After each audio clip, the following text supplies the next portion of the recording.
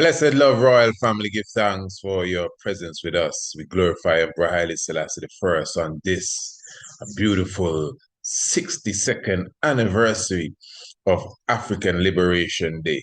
Yes, royal family, not just Africa Day, not the African Union Day, African Liberation Day. We got to keep this thing 100 because we're not going to pretend as if we're going to forget that this is all about Emperor Haile Selassie the First. So, that's what we are here for.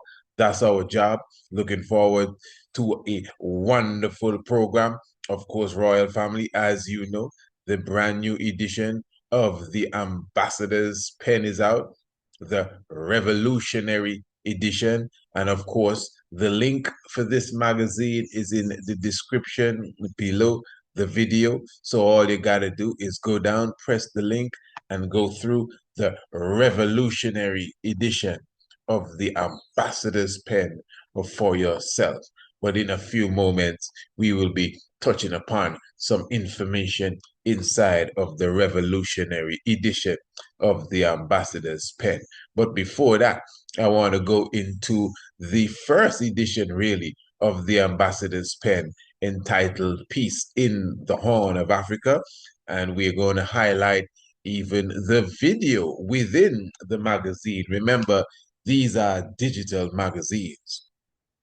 So you have videos inside of the magazine, quite revolutionary itself and quite innovative.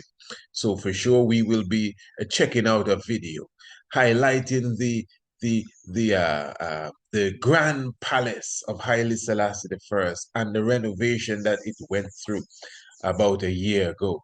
And I will be holding a little meds as I prepare the meditation to go into a beautiful reasoning that we have for you today on this 25th day of May, African Liberation Day. And we are talking about if you do not know Haile Selassie, you don't really know African Liberation Day, because without Haile Selassie, no African Liberation Day. But if you know Haile Selassie, you know African Liberation Day. I wonder if you comprehend what I'm talking about. Yeah, it's all about the language. Eh? Royal family, give thanks for your presence. Honorable Priest Isaac with you. Discover Ethiopia's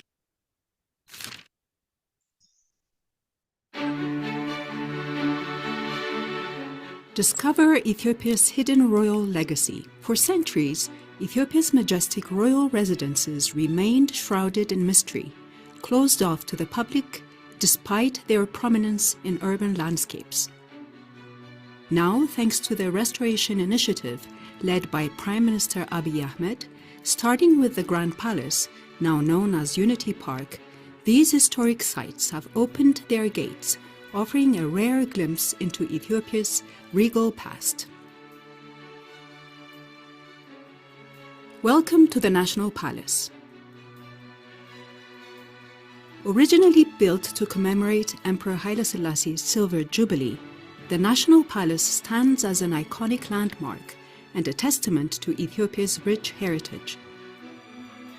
Once a space reserved for royalty, national leaders and dignitaries, it has now been transformed into a shared treasure for all to experience.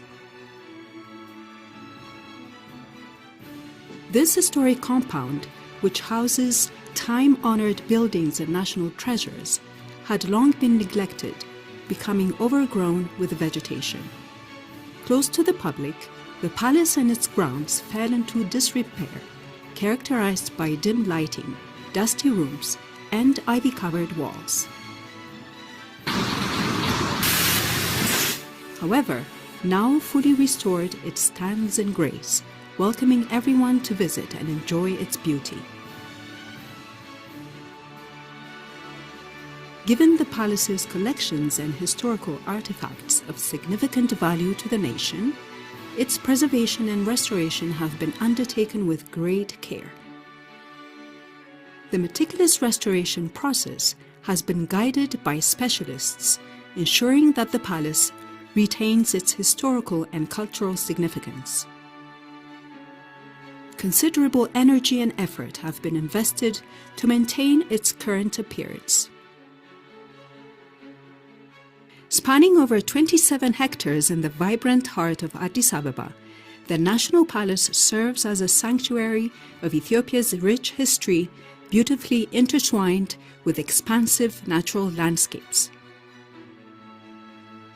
The grounds feature historic tree species, lush greenery, tranquil fountains, and architectural wonders. From its serene pathways to the meticulously restored Royal Dining Hall, where many world leaders were once hosted, the palace tells a story of global significance. A journey through time. Stepping into the newly constructed vehicle gallery is like embarking on a journey to the past. Here, restored automobiles, carriages, and train wagons, once used by Ethiopian royalty, are showcased in the specially built gallery for the public to explore.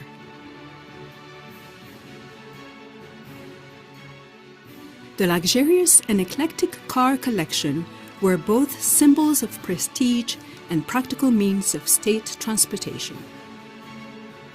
The fleet, which included luxurious vehicles such as Rolls-Royce Phantom 4s, Mercedes-Benz 600 Pullman limousines, Packard Super 8s, Cadillac Fleetwood limousines, and Lincoln Continentals, often used for state ceremonies and official engagements, also features practical vehicles like Land Rovers for navigating Ethiopia's rugged terrain, along with Fiats and Peugeots. These vehicles were abandoned in a shanty warehouse until Prime Minister Abiy Ahmed initiated their restoration and spearheaded the construction of Ethiopia's first modern vehicle gallery within the National Palace.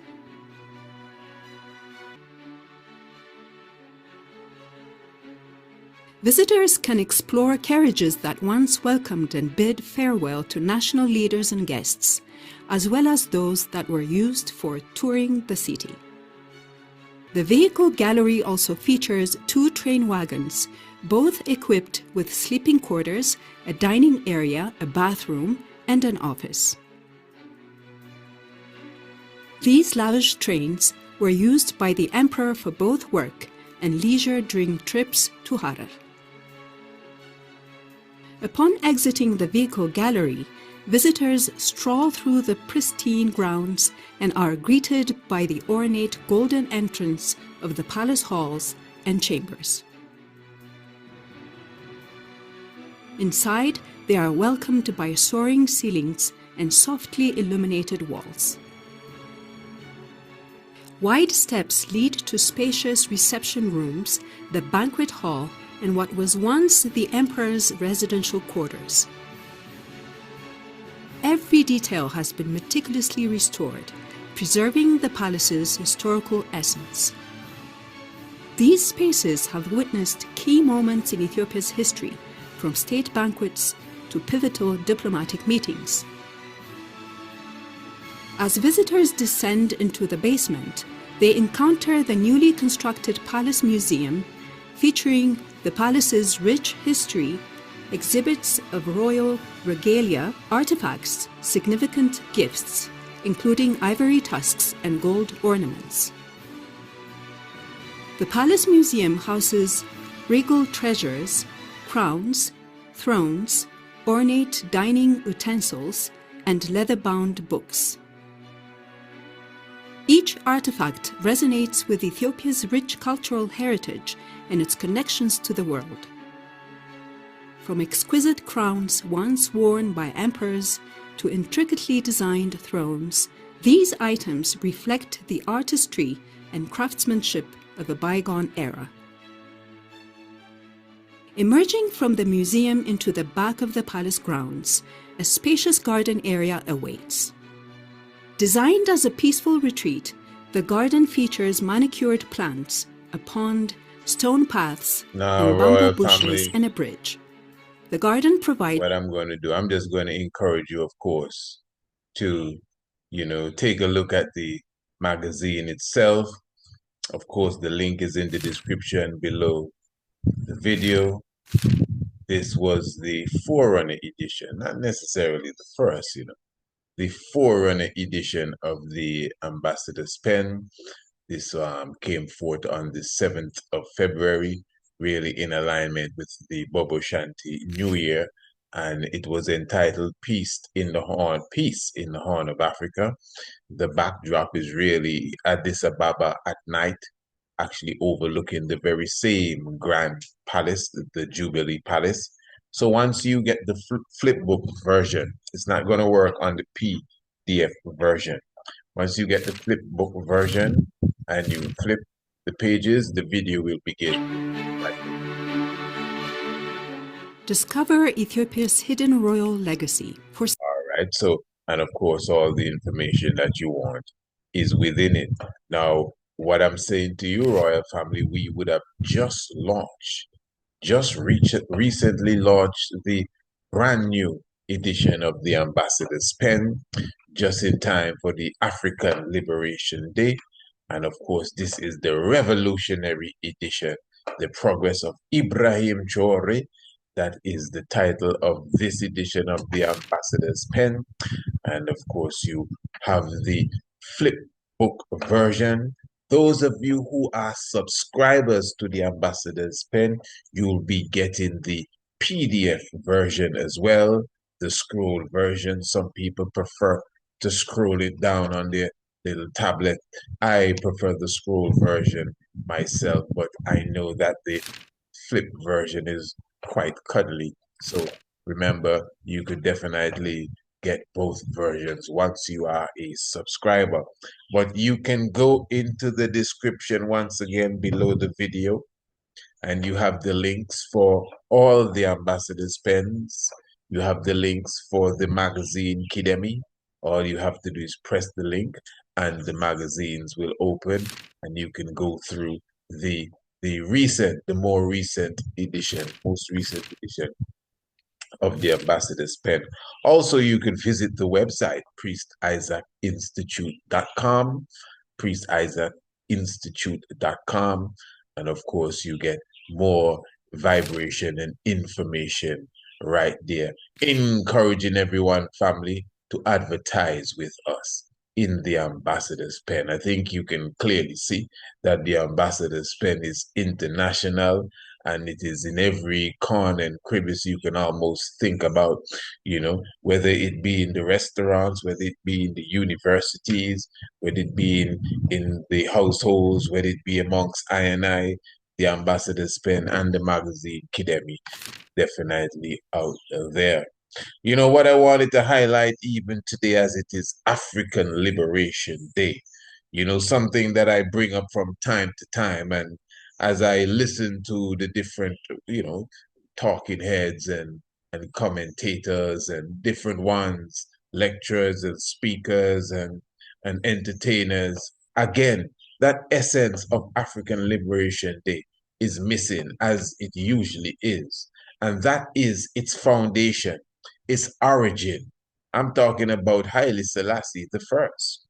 We still in this time, 2025, trying to go around the King of Kings, trying to highlight, trying not to highlight again the origin of it all, giving the praises to some other people who were not even there.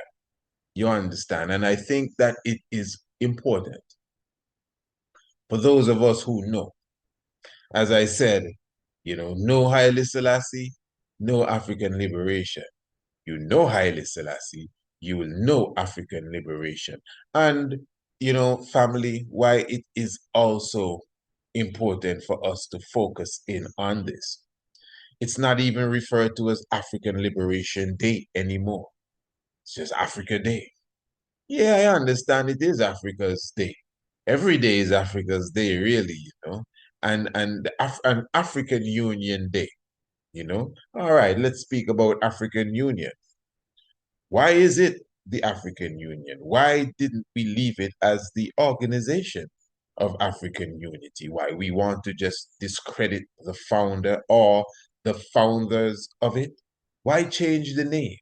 Now I can clearly remember when the organization was transforming into the African Union.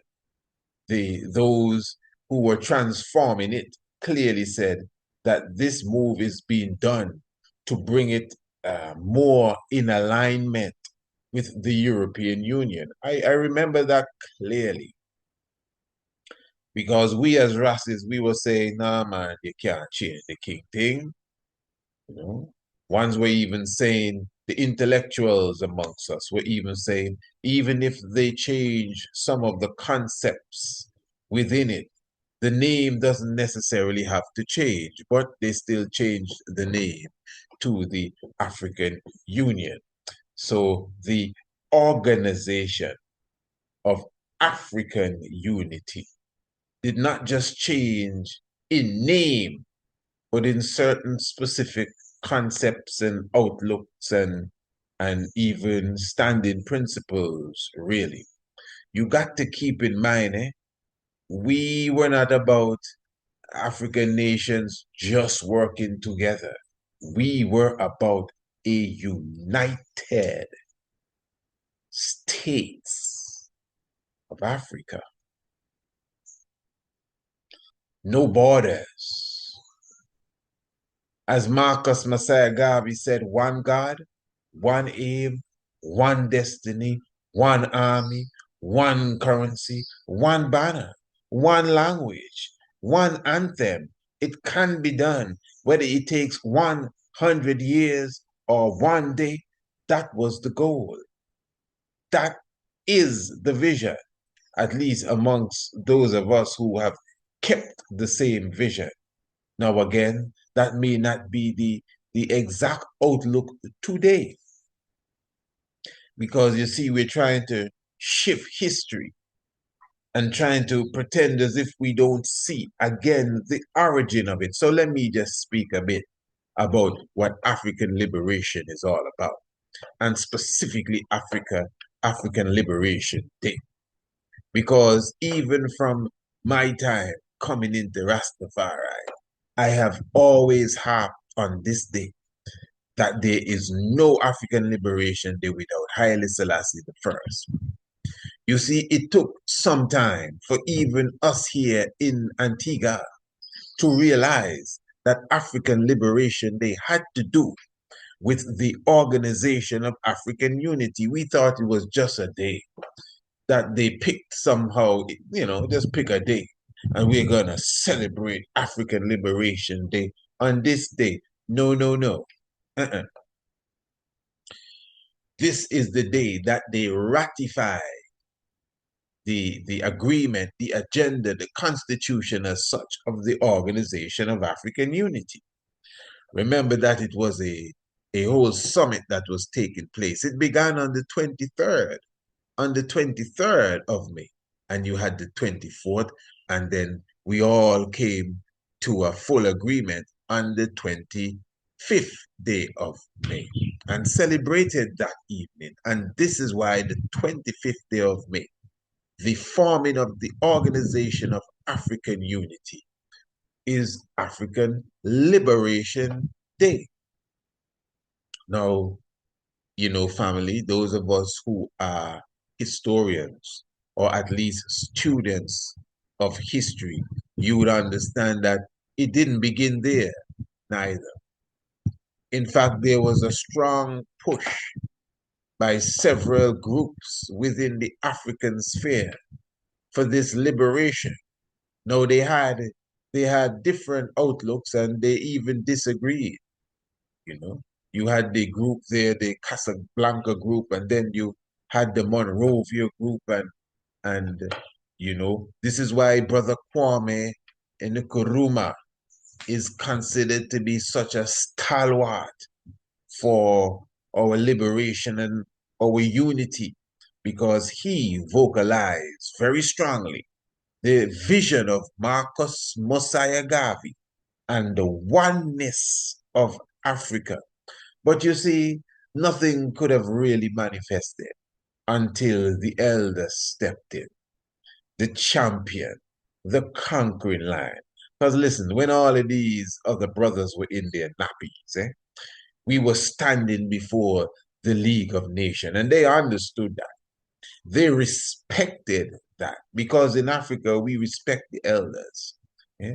Before some of them were born, the King of Kings was on the battlefield licking off Mussolini's soldiers. You comprehend? So the real liberation for Africa didn't come to an end at the Battle of Adwa. Let's keep that in mind. The Battle of Adwa wasn't the end of it. Some of us as historians, and let's try to forget Haile Selassie historians, try to act as if, well, this was where, this is the decisive blow that we gave to colonialism. No, it was a decisive blow for sure as it relates to that specific battle. I'm speaking of the Battle of Adwa. But for us to pretend as if that was the blow that ended colonialism, impossible. So what happened when Mussolini entered Ethiopia with a force 100 times stronger than the Battle of Adwa people had? Hmm? Maybe even more than that. Just think about it. What happened? Who freed up Ethiopia then and there? Where are the heroes for that war? Don't tell me the British Army. We got to understand the chess moves that were made by Emperor Haile Selassie I. This is very important. You see, family, this is one of the main things here. Even amongst I and I as Rastafari, this is what we miss. Many of us, we miss this.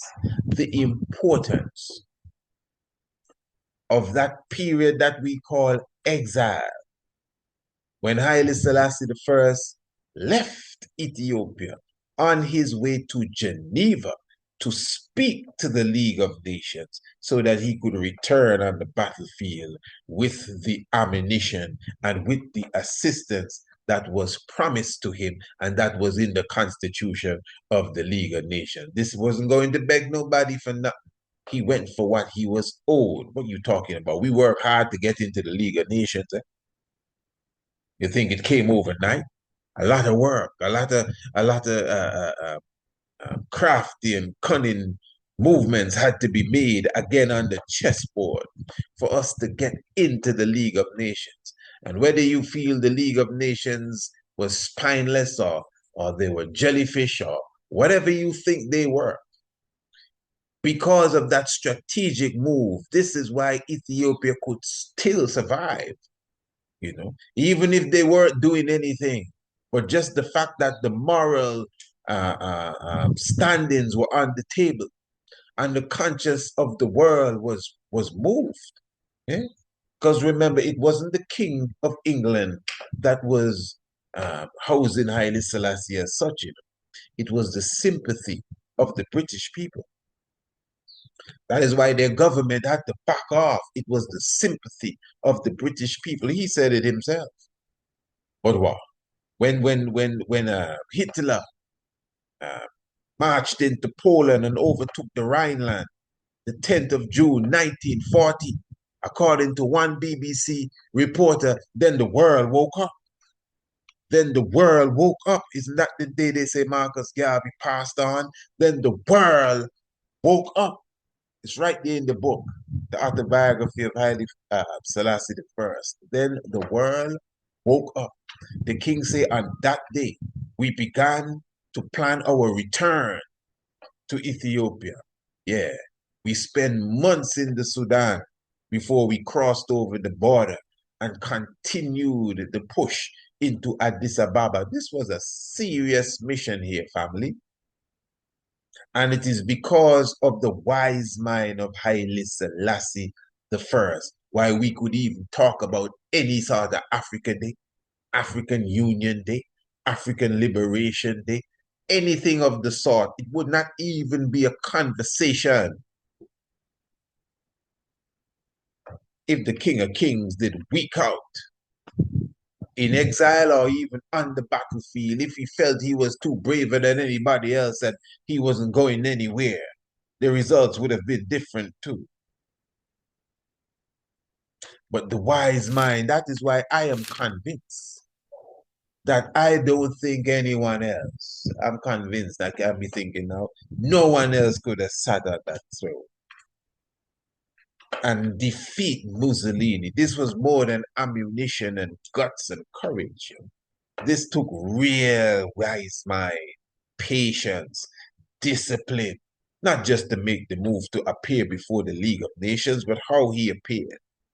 And then, of course, the whole league and the whole world turned their back. I'm talking about the governments thereof. So it took another level of intelligence, wise mind, patience, just to go through the weight of the exile period. Hmm? We give thanks for that documentary, The Footsteps of Emperor Haile Selassie the First. Beautiful documentary done by the beautiful brothers there in London that clearly shows you what the emperor went through, even down to the point of being broke.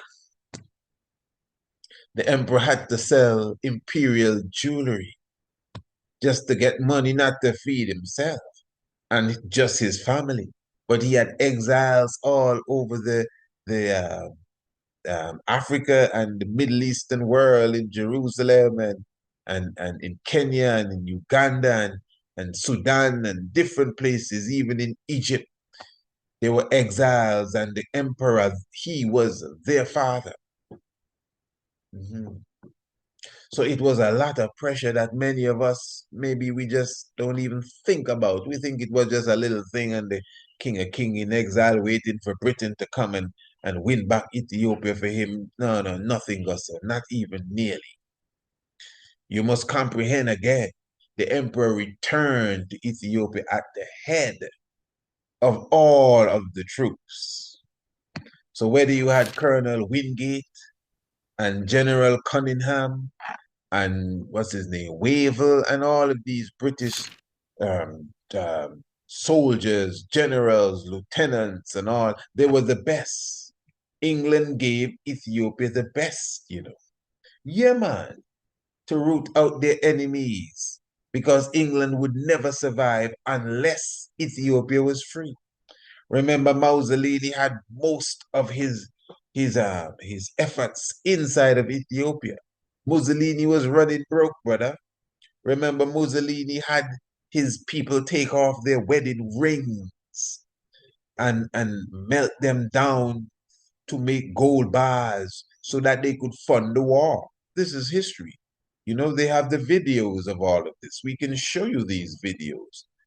You understand? Some of you would have seen this. So the women of Italy, they took off their gold wedding rings and they would have sacrificed their rings and they were given brass or I think some other I think some aluminum something they were given to replace their gold rings. And their rings were used as collateral for the war. That's how broke Italy was getting. The Ethiopian warriors that had no tanks, that had no planes. The few planes Ethiopia had wasn't to drop bombs, it was to carry food. And I'm telling you, and they would have held them off for 5 years to the point that they became basically impoverished. That's Italy. This is a fact. So most of their efforts was in Ethiopia, although they had a interest in Libya. They had interest. They were fighting in Egypt. Eh? Uh, they were trying to get into Kenya, trying to fight with the British. So a lot of things were taking place. And even when the emperor went to Sudan, the British soldiers there were so surprised. How did he get here? I want you to understand this. They were not even prepared. The armament and all of that stuff did not even reach them in time. The emperor came before that. So the emperor himself, as the head of the army, when he marched into Ethiopia, he had leaflets dropped on specific cities. And without even raising one gun, the Italians ran away. This is well documented, family. So you see, when we talking about African liberation, we can't water this thing down. Don't be trying to fill my head with Colonel Gaddafi. You understand? I love Colonel Gaddafi like anyone else, but we can't pretend as if we don't know what's really happening here. You see? Remember, Colonel Gaddafi himself fight against Haile Selassie the first. You know? Keep this in mind. Don't pretend. Why you think they call him the King of Kings? In fact, I'm going to show you something in a moment, but I want you to understand this, because this is not a time, this is a time for those of us who know, those of us who are elders in this to step up, because the youth are ready for this. But the youth are not really there when it comes to a lot of this requisite knowledge. That's why I've been saying now, elders, those with the gray beard, you got to sit down with the younger ones and teach them the literal truth now. So that they don't use all of this energy here and it just goes out of the window. Because youth need guidance, Youth need guidance. Yeah, especially when you have a lot of anger and when you need guidance with a lot of that anger there. So you can think correctly and accept the leadership when it shows up. Not leadership on the screen and on YouTube. Accept the leadership when it shows up. Now I'm going to show you something here with understanding. Keep in mind that when they started the war in Italy, not Italy, sorry, Libya, before they murdered Gaddafi, I would have done several programs. This is like years ago, obviously. It's about 13, 14 years ago on the Food of Seven radio station. How many of you remember that? This was before we were kicking hard on YouTube. And we did a program, a series of programs highlighting the good works that Colonel Gaddafi was doing. Now, I'm telling you, at that time, I never heard anyone, not even our conscious elders, I didn't hear nobody. Nobody sparked my mind to go and do this. I was just reading things. I read that Colonel Gaddafi sent a satellite up in space. In fact, that is what caught me more than anything else. The satellite program he had. He sent the satellite into space to, you know, of the phone calls that we were making had to go through Britain and had to go to France and all of that stuff. That's why people say, call me collect. Yeah. But he, in his wisdom, sent a satellite into space, wherein now our calls didn't have to go through the European countries anymore. And it because of that, you know, the the the price, the money that you would have to spend on a phone call was much less and is up to today still much, much less. And then, of course, the times have changed. You have free calls now, WhatsApp and Skype and Zoom. But this is before that. That's what I'm trying to show you. So, and that caught me. And then I realized that he turned a whole desert into an oasis. And then I understood that within Libya, you didn't have poverty and everyone had employment, and just to be born, an account was set up for you where a certain amount went into the treasury. I said, nah, man, this is progression. And then at the same time, the one African army concept and the one African currency concept was something that I said, yeah, this is very serious. So, and I've been saying all of this even before they killed him. Now, when they killed him and they found the golden gun, the Honorable Minister Louis Farrakhan did a press conference highlighting all of the information about Colonel Gaddafi. And from then, the whole world realized how good he was. No, obviously, I mean, my voice is not as large at all, even close to that of Minister Farrakhan, so it wasn't as if, I mean, I was thankful that at least the word got out. And even from then, I haven't been on that too heavy. because everybody seems to know now. People even meet me and try to teach me this stuff. Hey, brother, let me teach you about Gaddafi. I'm telling you, just imagine that. When a decade plus ago, we've been telling people that even before he died, you know. I was always impressed with what he put in the Green Book about Africa belonging to the black people, and they must, it must return to them one day in power. So listen, hey, I'm telling you, I was sold when it came to Colonel Gaddafi, and I haven't changed my mind frame of him at all. But I'm just trying to show you this is not the time to become too religious and what you call it, character worship. You understand? Even me in my tradition, there are people that try to character worship me. I have to tell them, take it easy, take your time. You see, I mean, within us, we have some serious superpowers. But don't overlook your own superpower and check someone else's superpower. But what I'm saying here, this is taken from British Pate, 1973, and it's from cited Ethiopia. Somalia and Libya attack Ethiopia at 10th anniversary celebrations of Organization of African Unity. Now, I'm just saying, as a historian, because even as a student of history, I was always wondering why some of the elders were very critical of Castro.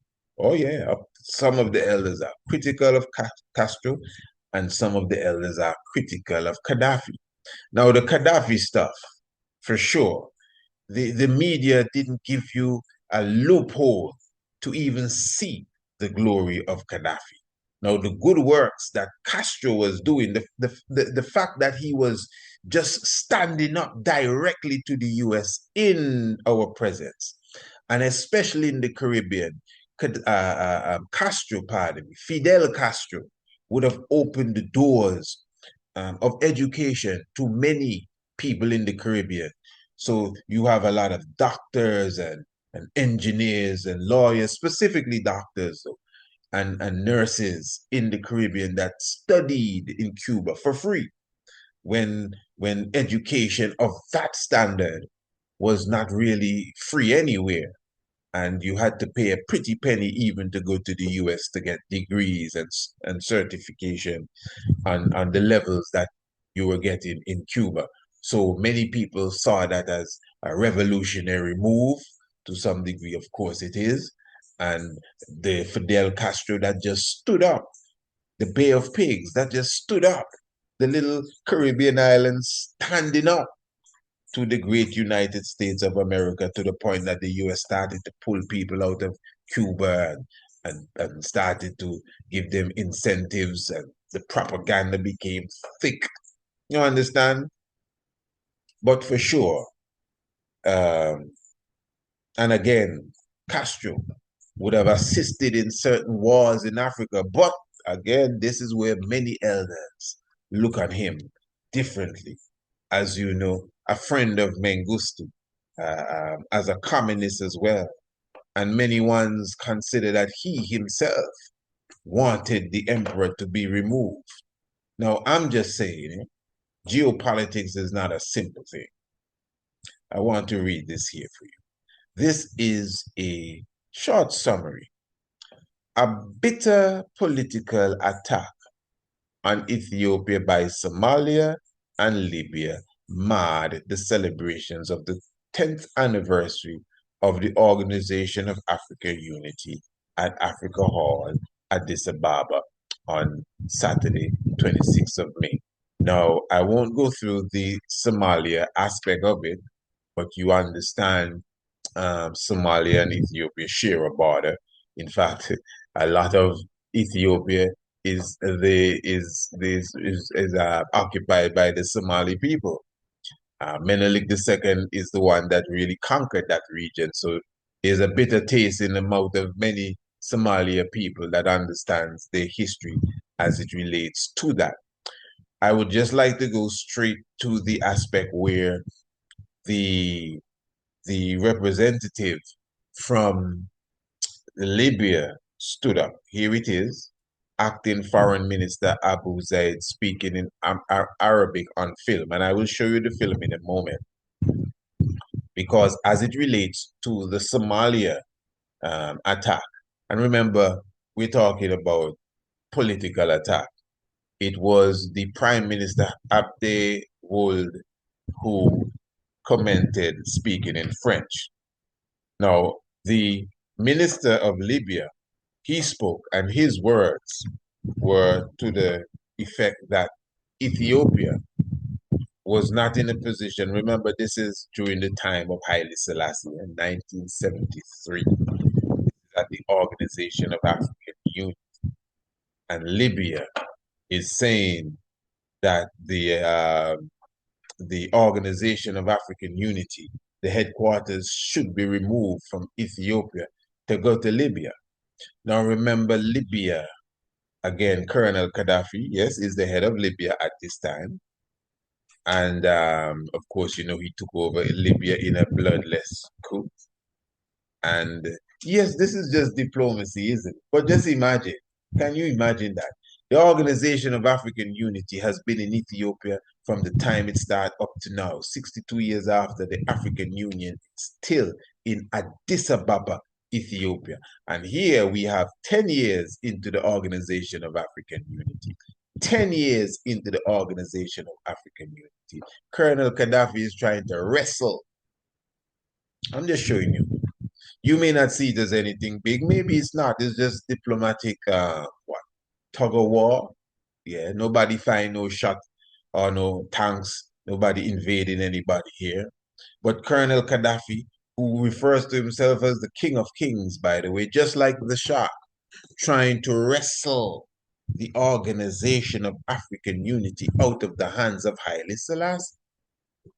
So I'm going to read what Haile Manasseh, Dr. Haile Manasseh, replied to the representative, the foreign minister of Libya, and then I'm going to literally play the video so you could hear for yourself how the Ethiopian representative, Dr. Haile Manasseh, responded with his own voice in English to the Libyan foreign minister, and then you could just come to your own conclusion.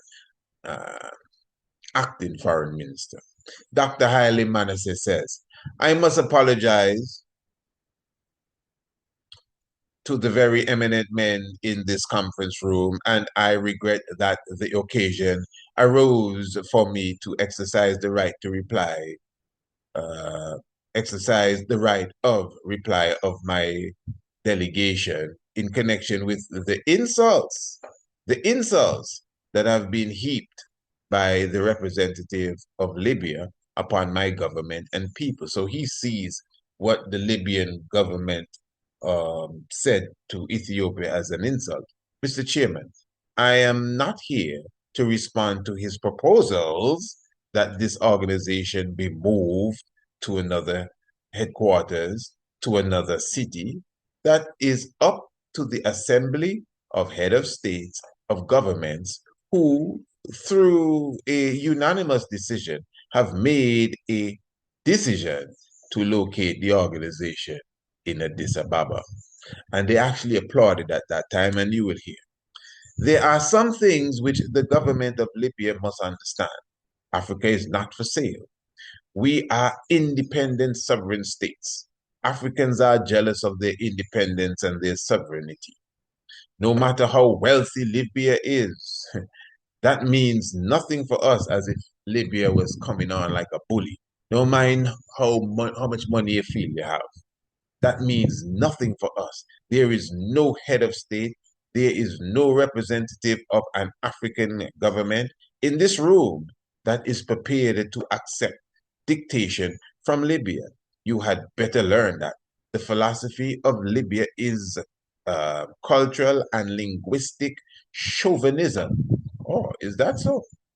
This is how the Ethiopian representative The faithful Dr. Haile Manasseh, that's the brother you see move with the king and interpret for the king all over.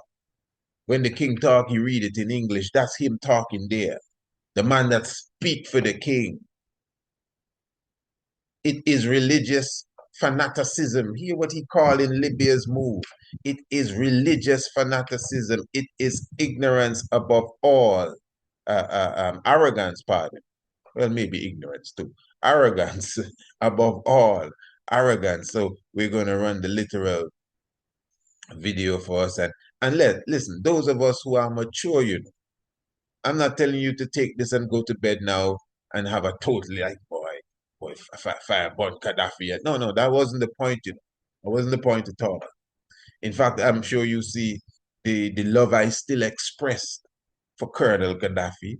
In fact, you never even hear me bring up none of this. But because I realize that, you see, we're very romantic in our revolution. We can't be romanticizing with this revolution. We have to be clear thinkers. We can't be just, yeah, Ibrahim Traore is Gaddafi return. We totally forget Selassie. I'm not, trust me. When I see people forget Selassie, I coming in. You can't be talking no revolution talk and be heaping a heap of names in front of me and Haile Selassie not in the picture. You miss the point. Again, you're just romanticizing. You're just going with a flow that you see happening.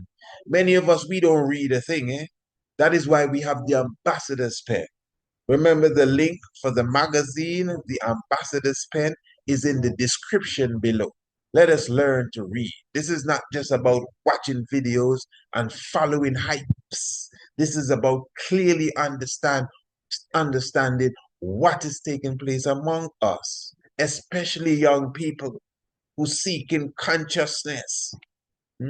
But you see, those of us who are more aged, it's our fault. We don't have nothing in place for the young minds. We don't have no programs in place for the budding young revolutionaries. I know a few of you have something going on, but you know what I mean in general. So again, we are, what should I say? We may be even on the brink of losing another generation who's ready for battle, but because we are not ready to put them properly in battle formation.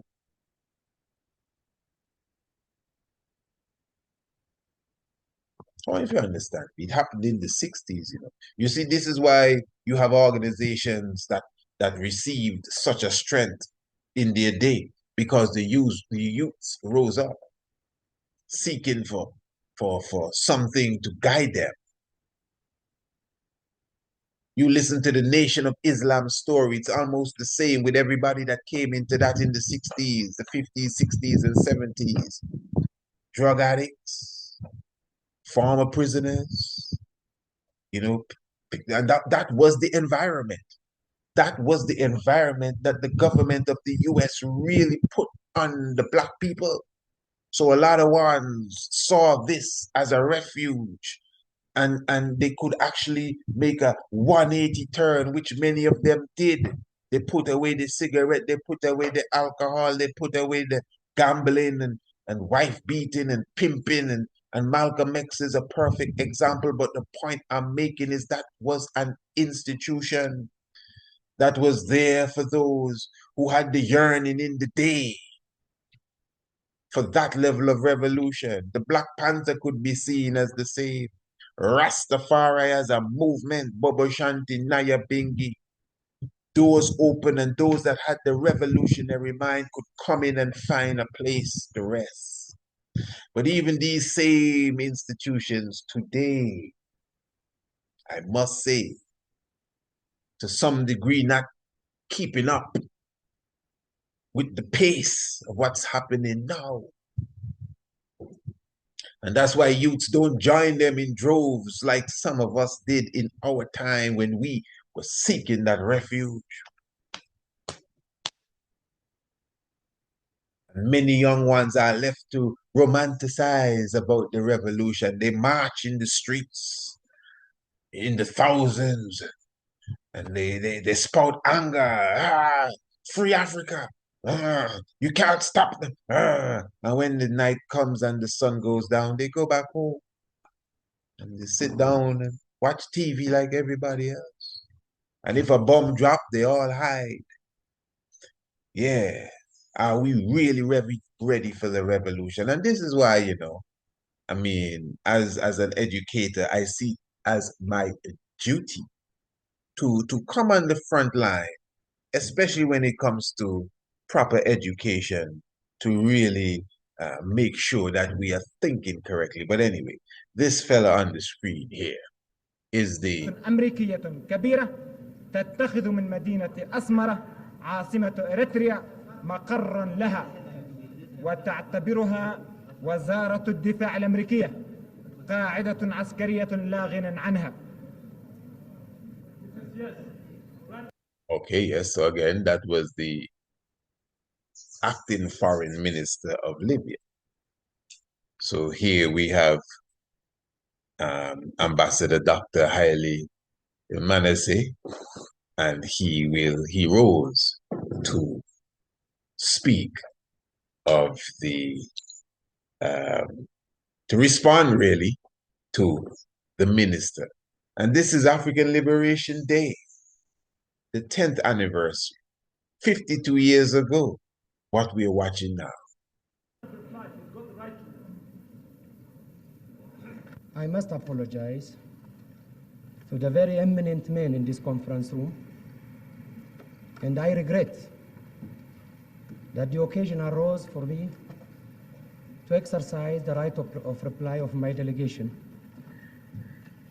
in connection with the insults that has been heaped by the representative of Libya upon my government and people. Mr. Chairman, I am not here to respond to his proposal that this organization be moved to another headquarters, to another city. That's up to us, up to the Assembly of Heads of State and Government, who, through a unanimous decision, have made the decision to locate this organization in Addis Ababa. There are some things which the government of Libya must understand. Africa is not for sale. We are independent from sovereign states.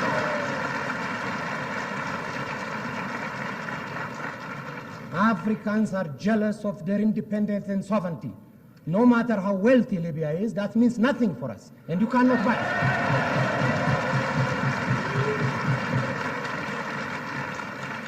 it. There is no head of state. There is no representative of an African government in this room that's prepared to accept dictation from Libya. You better learn that.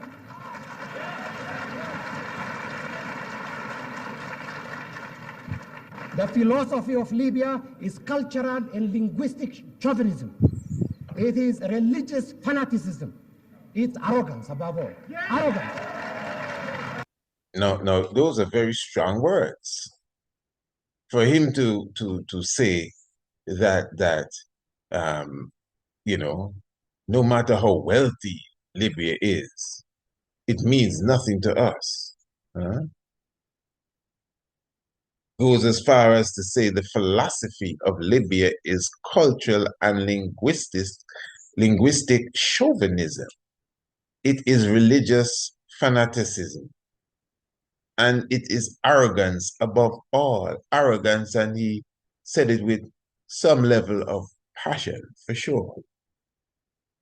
So again, with that understanding, it shows how different it is, geopolitical matters that may not come to the surface right away. That is why, family, that area that they have above, they call the area south of the Sahara, sub-Saharan Africa, sub-Saharan Africa. Well, that the rest of Africa is a part of the Arab world, from Morocco, Tunisia, Algeria, Libya, Egypt. Egypt is known as the Arab Republic of Egypt, you know. Now, I always consider this. I don't know if those of us who are black decided that, listen, man, just the Arabs should just keep North Africa to themselves, no problem. Eh? But we kick up about the white people having their own spot in South Africa. We don't like that. Some of you in South Africa, I know you don't like that. You know, the white people that want to have their own white people land or the area where no black people can go, whatever have you. You're not pleased with that, are you? No. But I know that you're free to go to Morocco. I know that you're free to go to Tunisia and Algeria, etc. But the point is, that's not the black um, country anymore. To the point that black people get abused going through these places. The same Libya, modern Libya. I can't say for the time of Gaddafi, but modern Libya. You know, slavery is going on heavy there. Slavery is heavy in the Arab world. Algeria, Tunisia, it may not make news, but it's happening. And it's rather worse when you have thousands of Africans trying to get to Europe, trying to get to Italy, trying to get to Spain, whether it's to play football or to clean houses or whatever. And they have to go through the hands of these people here. Because these are the people that come south for them. You know, people from Tunisia, people from Algeria, people from Morocco. I'm talking about hustlers, slave drivers, real slave drivers in this modern day time. And they abuse them. And you know that. Even CNN did uncovered some of that stuff a couple of years ago. And some of these documentaries, award-winning documentaries that you see at the film festivals, and even when you go on YouTube and whistleblowers. And so I don't think what I'm saying is a mystery to most of you. A lot of Africans, black Africans, are being severely abused by the Arab world in Africa, just as in the days of Zanzibar and the East Coast uh, invasion from the Arabs. It's like the same thing happening again. So when you hear the boats sinking in the Mediterranean and hundreds dying with babies, etc., you know, I mean, some old rusty boat, I mean, it's just a day in business for some of these people. Oh, we sank another boat. All right, no problem. We had the insurance paid on that. We'll get back our money. Get the next batch of Africans and let's try again. That's it. That is it. And that is happening as I'm speaking to you now.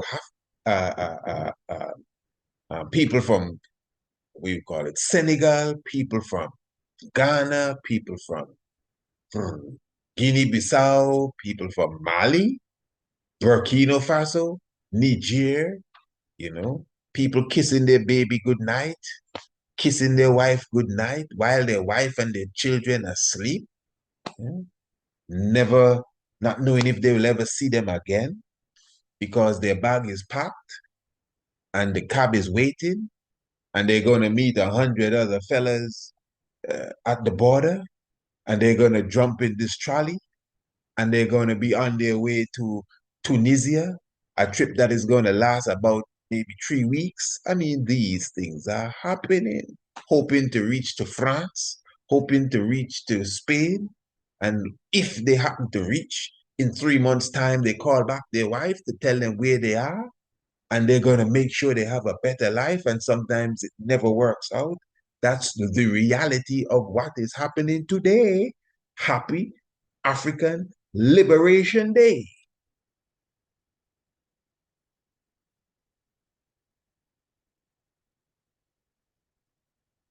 So it's several things, many things in one. You know, again, I was just highlighting the Libya scene, really. I know I kind of went on a tangent there, but I was just highlighting the Libya scene. So, we don't get too romantic right now. You know, we have to focus. Even as a Rastafari, we just romanticize too much. And that is why we tend not to see the reality of Haile Selassie, the reality of King Emmanuel, the reality of Marcus Garvey, because religiously the head's in the cloud. and every new character is a superhero. No, man, we need to focus now. We're on the battlefield, and because when you romanticize too much, you miss the agenda that's at hand. Look for saviors coming out of the clouds and all of that stuff. And waiting for the spirit of this man and this man to rise up in somebody else. So what about the spirit in you? And you don't have to wait for nobody's spirit to rise up in you. You got your own spirit. Rise it up in yourself. Yeah, Holy Emmanuel, Selassie, Jah, Rastafari. So, Royal Family, let me just remind you that you have the Ambassador's Pen, the Revolutionary Edition. It's in the description below.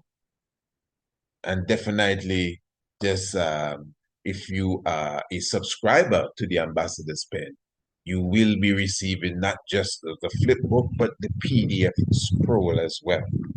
And of course, as I said, this is the Revolutionary Edition. You have the speech given to the League of Nations by the revolutionary king himself, Haile Selassie I, as was said by the BBC reporter when this speech was done. There could be no answer from the League of Nations. Why? Because the League was dead. You understand, Royal Family. And keep in mind that it is because of this stance and Ethiopia regaining its freedom from the aggressor. These are the words that the kings of King would use. It is because of this that in 1954, when you see we visited America in 1954 on the 19th of May, how many of you know this history? On the 19th of May, Haile Selassie visited President Eisenhower, the 19th of May. That was Malcolm X's, if I'm not mistaken, 29th birthday. All of this is significant, because Haile Selassie is the first African leader in the modern scope to visit the USA. In fact, the first African leader to visit the USA. Not no modern scope, no, the first African leader. So you have African leaders visiting the USA. Ramaphosa just visited the USA 2 days ago, 3 days ago, 4 days ago. Ramaphosa visited Trump.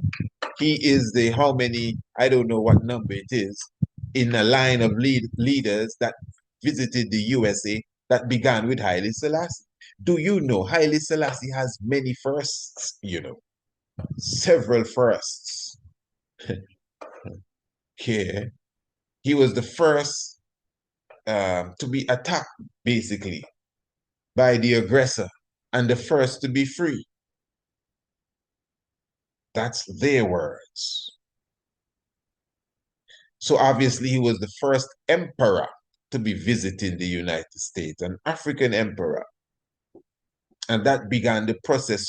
So there's no African liberation without Haile Selassie. We can't go around this stuff. 1954, Ghana was not an independent country as yet.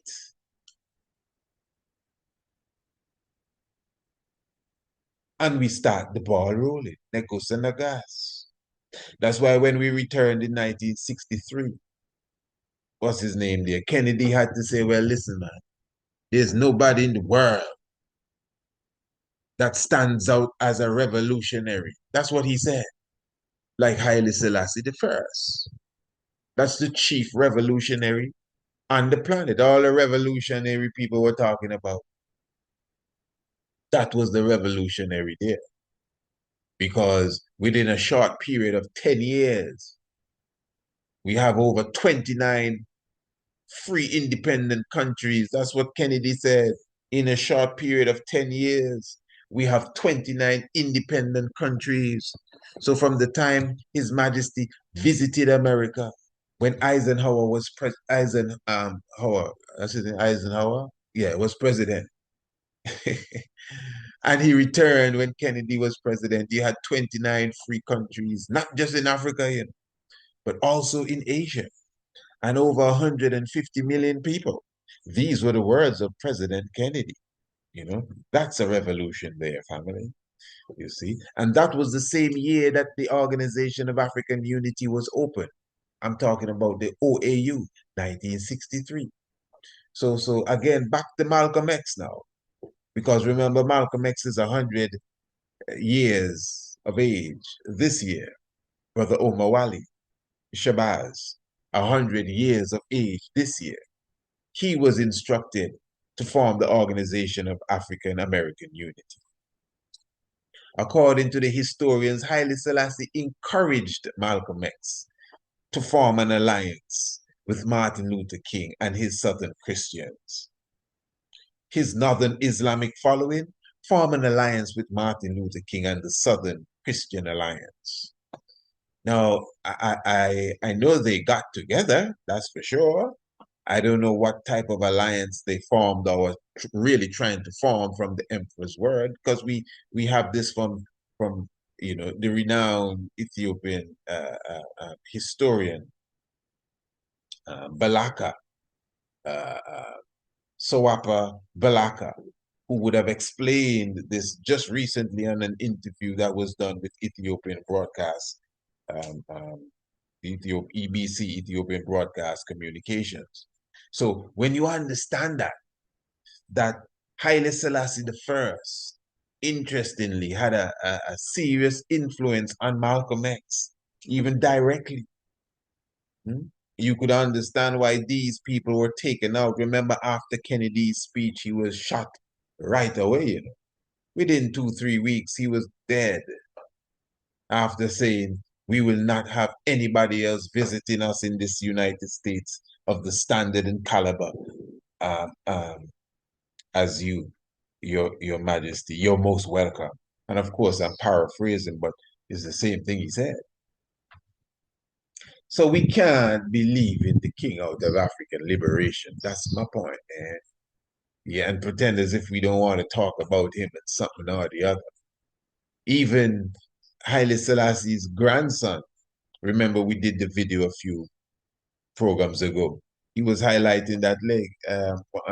The president of Ghana, the president of Ghana had to come to the AU and ask, why is it we have a statue of my ancestor Kwame Nkrumah or Kwame Nkrumah, but we have no statue of Haile Selassie I. It was the Ghana's president at the time that insisted that we build a statue or erect a statue for Haile Selassie I on the grounds of the African Union.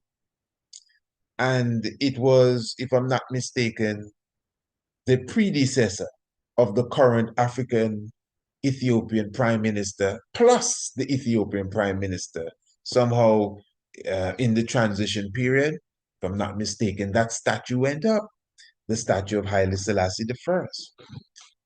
I mean, on the grounds of the African Union. Can you imagine that? So we have the African Union, which morphed out of the Organization of African Unity, on the same grounds for decades. It didn't even go anywhere. And we have a statue of Kwame Nkrumah. Enough respect to him, but we have no statue of Haile Selassie. What kind of madness is this? And that alone, you see that statement there, that alone is a statement to show you the mental state of us as a people. And I believe the purposeful mission, yeah, well organized, orchestrated, designed to keep us ignorant of our true history, especially as it relates to Emperor Haile Selassie I. Number one in Ethiopia, that's an epidemic. In Ethiopia. And we understand why. Because when Mengistu took over, I mean, they weren't about teaching nobody nothing about the imperial government of Haile Selassie and the Solomonic lineage and all of that stuff. That was not their duty. They were not into that. And then when the others came in, the Tigrayan government, oh, well, they they were not promoting the culture of the descendants of that government at all.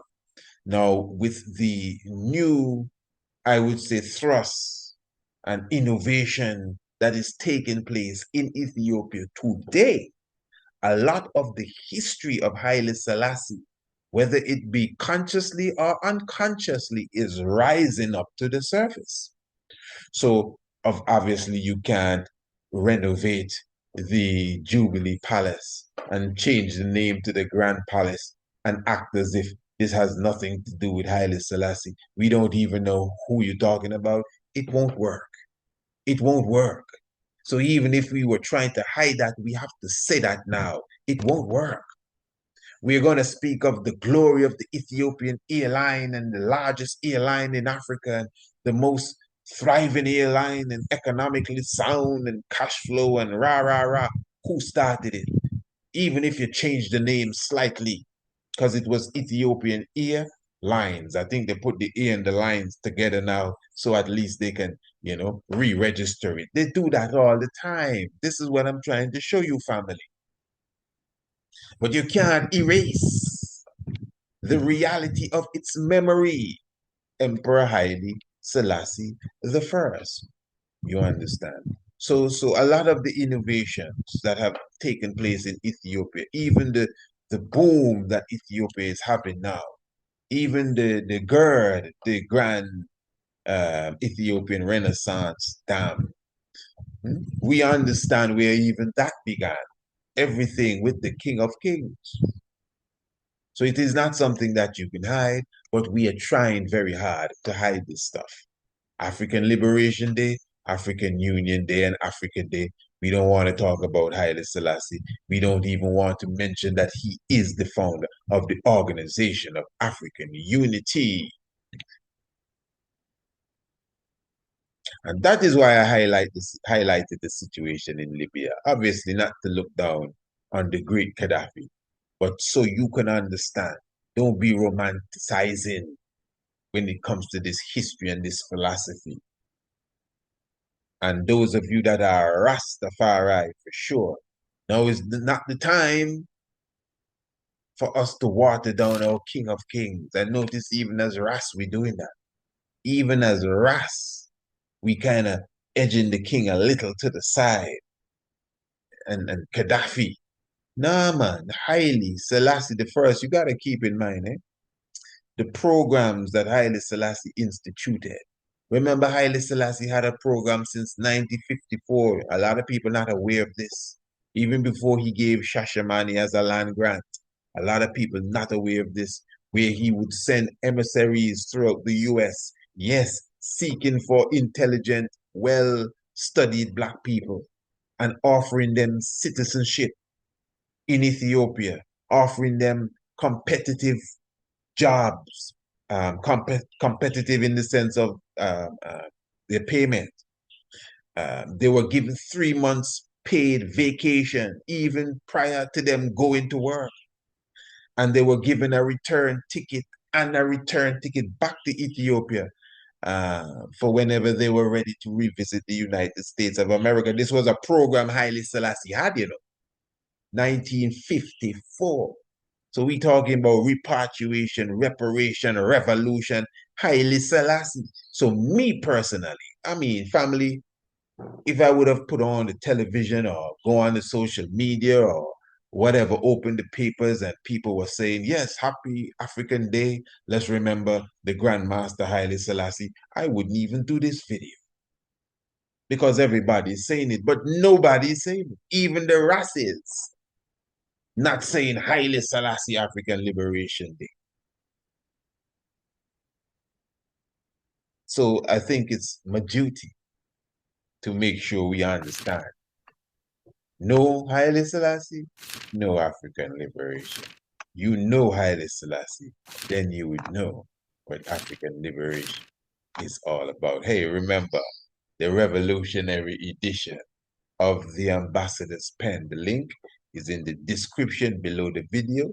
Just press it and take a read, man. I know you already glimpsed through it, but it's not about glimpsing. Make your children read it and understand the importance of their African history, geopolitics, which is now, yeah, and of course, their African culture. Beautiful. And make sure you advertise with us. The next edition is coming up right now. Don't wait until it's out.